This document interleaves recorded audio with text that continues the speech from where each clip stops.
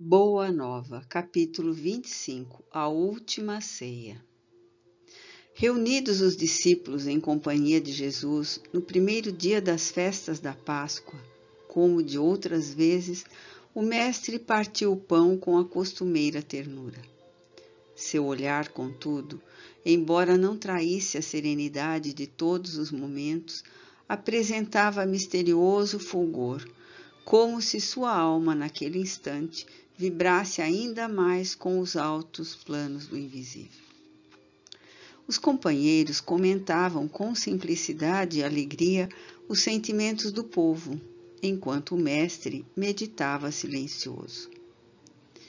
Em dado instante, tendo-se feito longa pausa entre os amigos pauradores, o Messias acentuou com firmeza impressionante: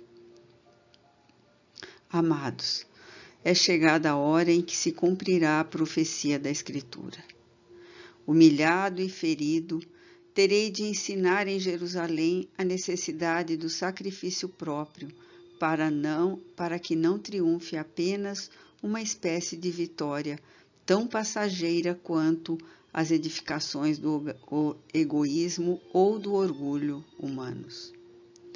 Os homens têm aplaudido em todos os tempos as tribunas douradas, as marchas retumbantes dos exércitos que se glorificaram com despojos sangrentos, os grandes ambiciosos que dominaram à força o espírito inquieto das multidões.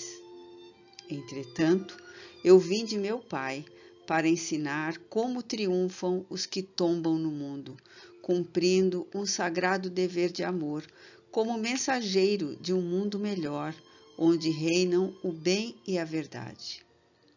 Minha vitória é a dos que sabem ser derrotados entre os homens para triunfarem com Deus, na divina construção de suas obras, imolando-se com alegria para a glória de uma vida maior.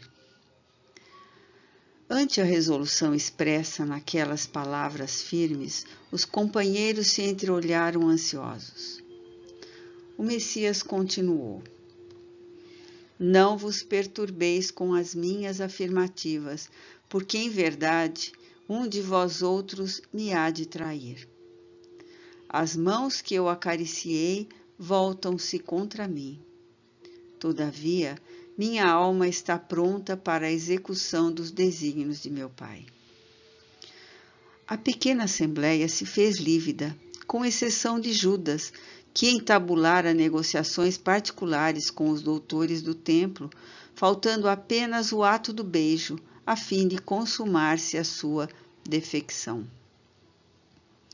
Ninguém poderia contar com as palavras amargas do Messias. Penosa sensação de mal-estar se estabelecera entre todos.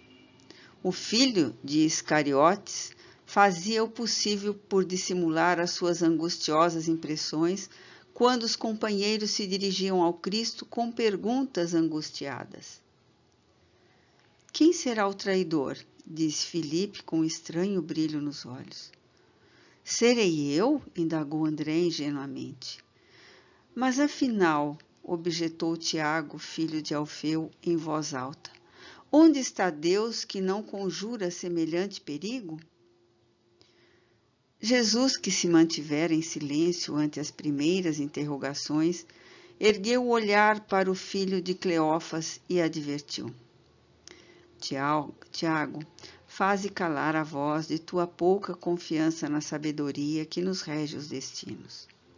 Uma das maiores virtudes do discípulo do Evangelho é a de estar sempre pronto ao chamado da providência divina.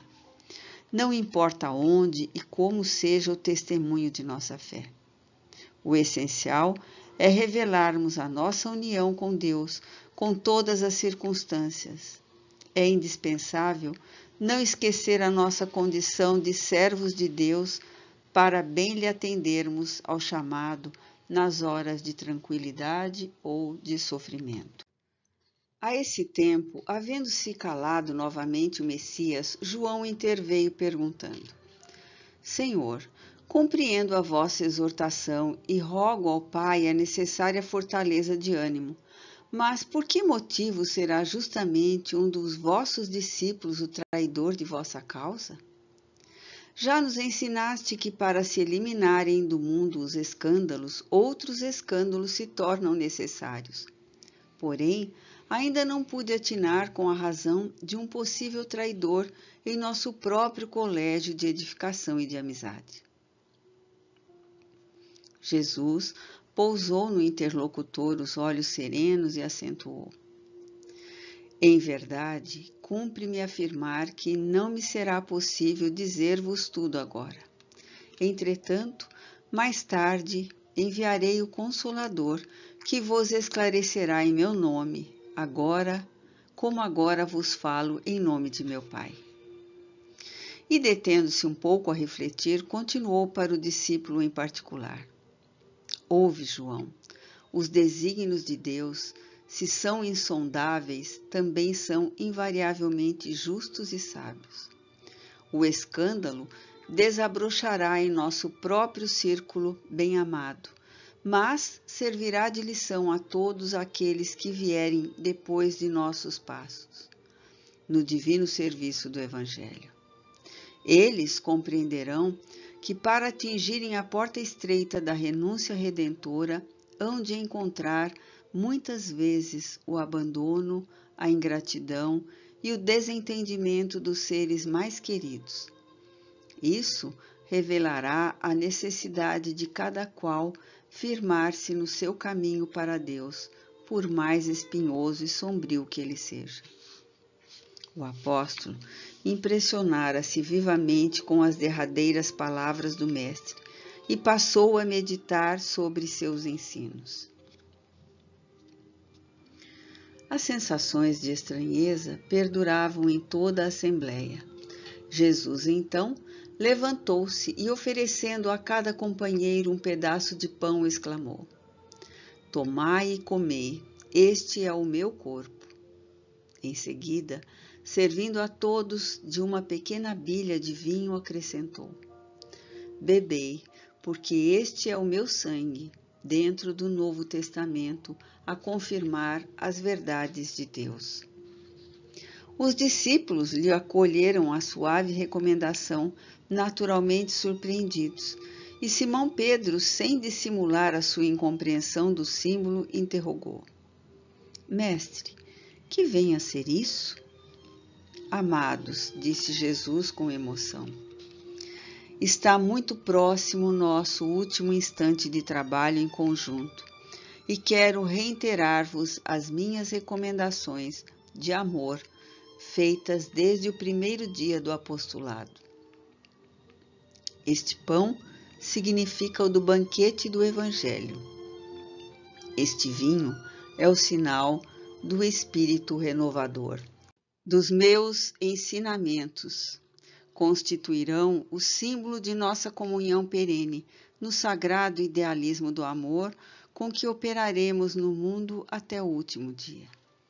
Todos os que partilharem conosco através do tempo desse pão eterno e desse vinho sagrado da alma terão o espírito fecundado pela luz gloriosa do reino de Deus, que representa o objetivo santo dos nossos destinos.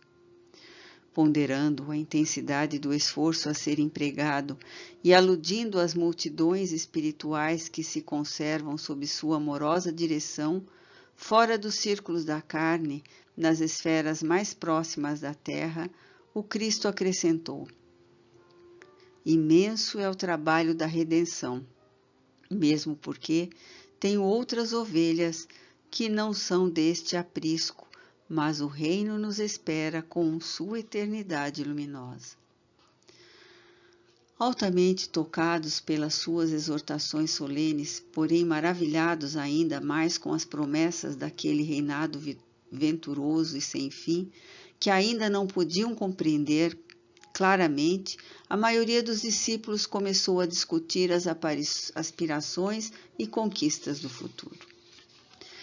Enquanto Jesus se entretinha com João em observações afetuosas, os filhos de Alfeu examinavam com Tiago as possíveis realizações dos tempos vindouros, antecipando opiniões sobre qual dos companheiros poderia ser o maior de todos, quando chegasse o reino com as suas inauditas grandiosidades. Filipe afirmava a Simão Pedro que, depois do triunfo, todos deveriam entrar em Nazaré para revelar aos doutores e aos ricos da cidade a sua superioridade espiritual.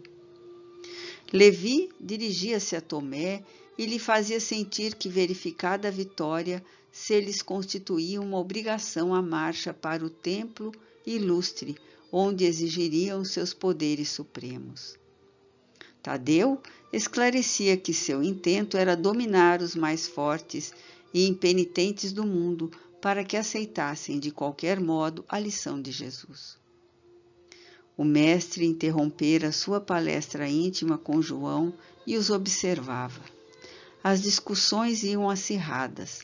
As palavras, maior de todos, soavam insistentemente aos seus ouvidos. Parecia que os componentes do Sagrado Colégio estavam na véspera da divisão de uma conquista material, e como os triunfadores do mundo, cada qual desejava a maior parte da presa.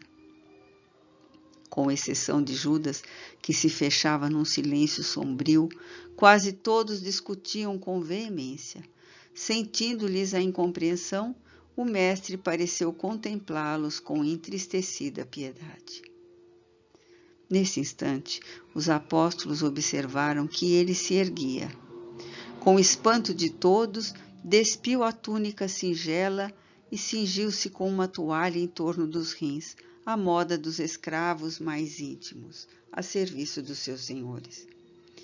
E como se fossem dispensáveis as palavras naquela hora decisiva de exemplificação, tomou de um vaso de água perfumada e, ajoelhando-se, começou a lavar os pés dos discípulos.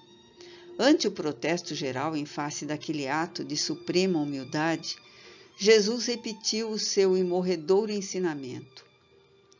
Vós me chamais mestre e senhor, e dizeis bem, porque eu o sou. Se eu, senhor e mestre, vos lavo os pés, deveis igualmente lavar os pés uns dos outros no caminho da vida, porque no reino do bem e da verdade, o maior será sempre aquele que se fez sinceramente o menor de todos.